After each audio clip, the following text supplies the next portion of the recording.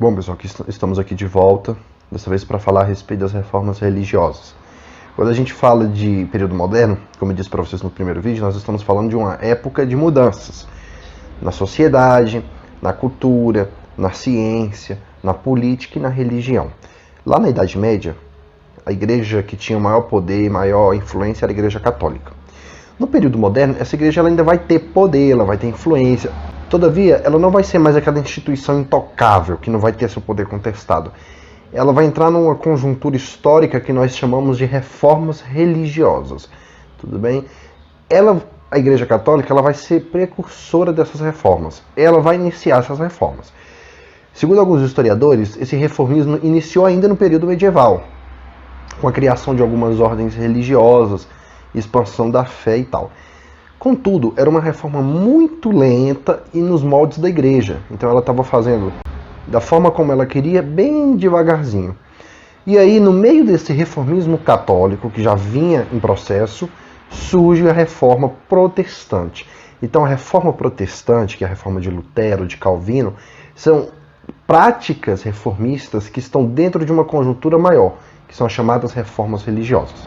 As causas para essa cisão dos protestantes é um fator religioso, um fator econômico e um fator político, certo? Eles vão, em determinado momento, querer reformar a igreja, querer mudar algumas características da igreja e vão acabar sendo expulsos dessa igreja ou saindo desta igreja. E aí eles vão receber o nome de protestantes.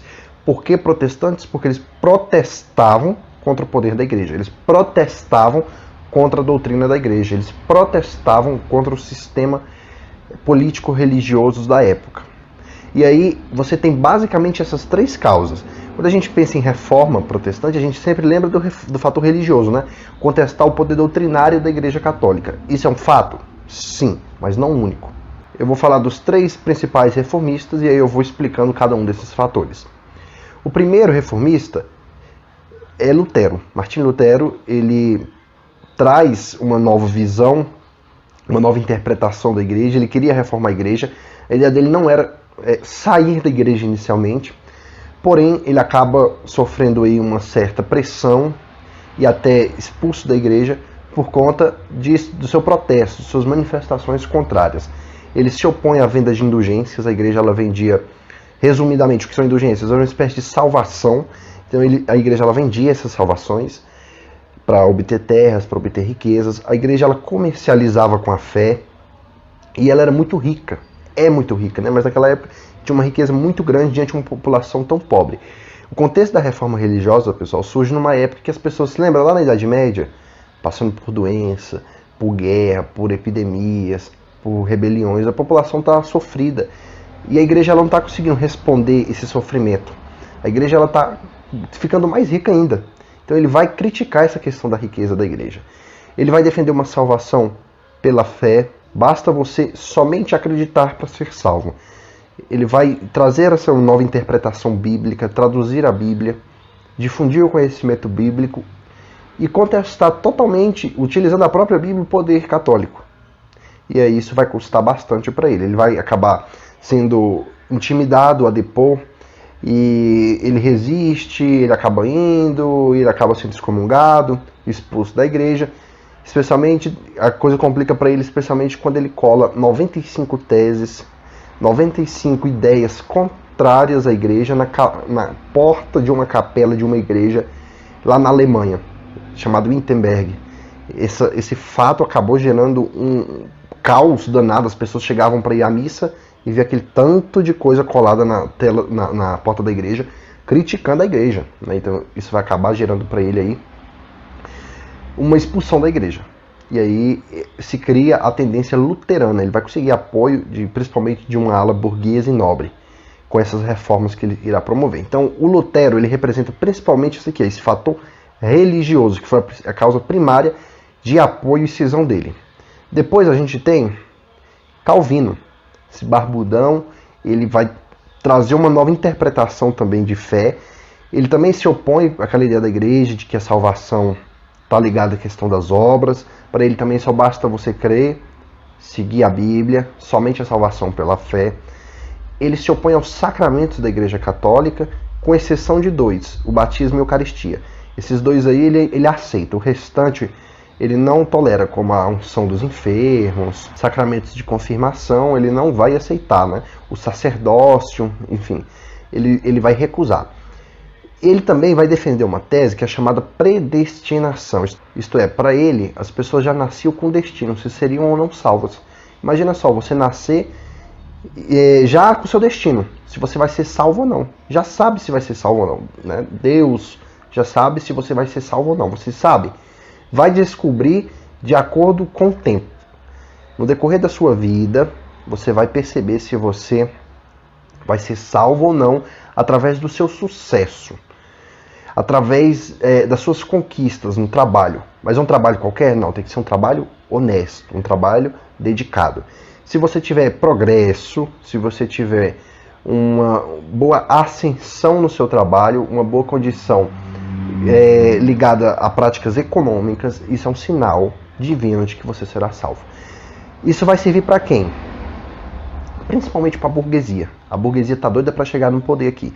Quando Calvino vem com essa ideia de que seu progresso econômico, de que seu progresso social estão ligados à questão da salvação, a burguesia vai gostar muito dessa ideia.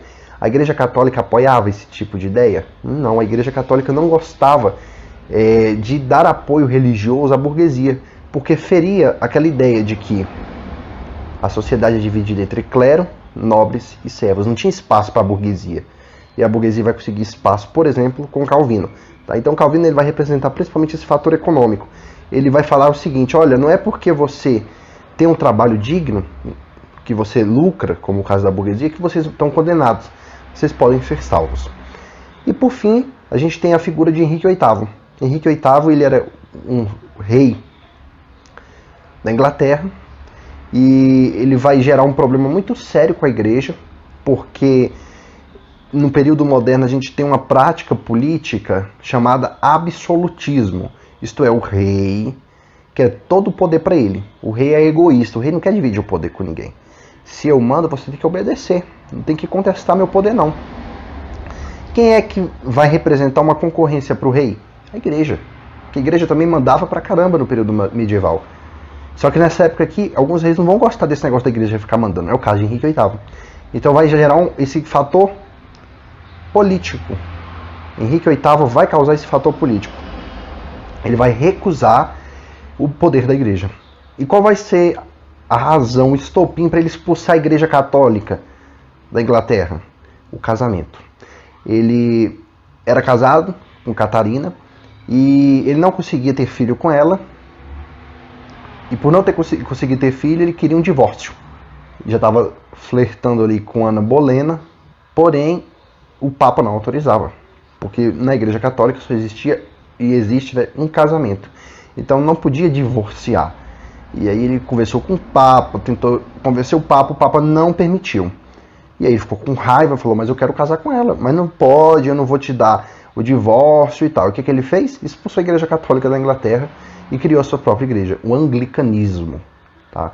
E aí o anglicanismo, o que ele vai fazer? Ele vai expulsar a Igreja Católica Romana lá da Inglaterra e vai instalar uma nova igreja, que é o anglicanismo, uma igreja que está principalmente ligada à figura do rei, ligada à figura aqui de Henrique VIII. E essa igreja, ela vai acabar confiscando as terras que a Igreja Católica deixou e distribuindo, vendendo para a burguesia, para a nobreza e para a própria Igreja Anglicana. E a Igreja Católica assistiu tudo isso e ficou parada, professor? Ficou só olhando o pessoal criando novas igrejas? Não fez nada? Claro que fez. Tá? A Igreja Católica ela teve várias reações durante todo o período. Mas a principal reação católica foram essas três. A criação da Companhia de Jesus, em 1534, da origem aos jesuítas, na figura de Inácio de Loyola. Os jesuítas vão ser importantíssimos porque eram padres mais intelectualizados, religiosos mais inteligentes, mais bem preparados, que vão não só exercer esse debate religioso, como também uma evangelização.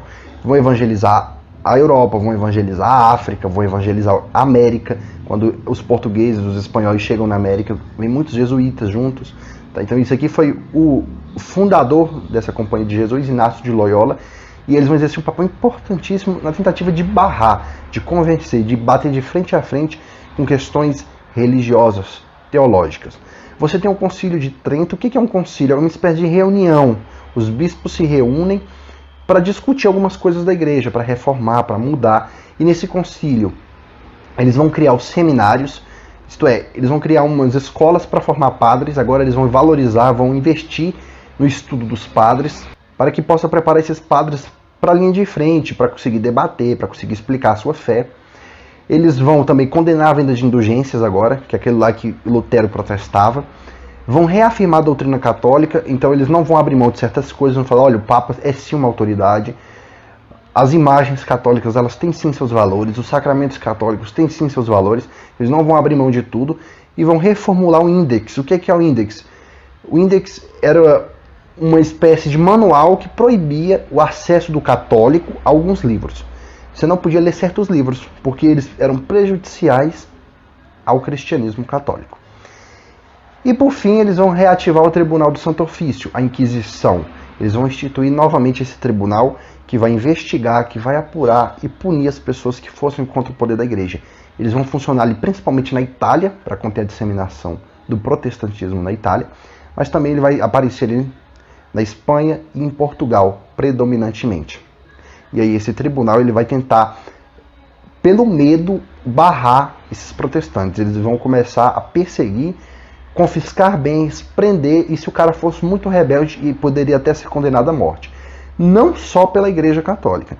Você tinha também muitos líderes políticos, reis, monarcas, nobres, que também estavam tendo seu poder prejudicado pela reforma protestante. Porque, por exemplo, se você olha esses fatores aqui, um fator econômico, por exemplo, vai dar uma base para a burguesia. E alguns grupos ligados à nobreza não vão querer ter essa concorrência com a burguesia. Então eles também vão ajudar no combate aos protestantes, que estão dando essa base religiosa para eles.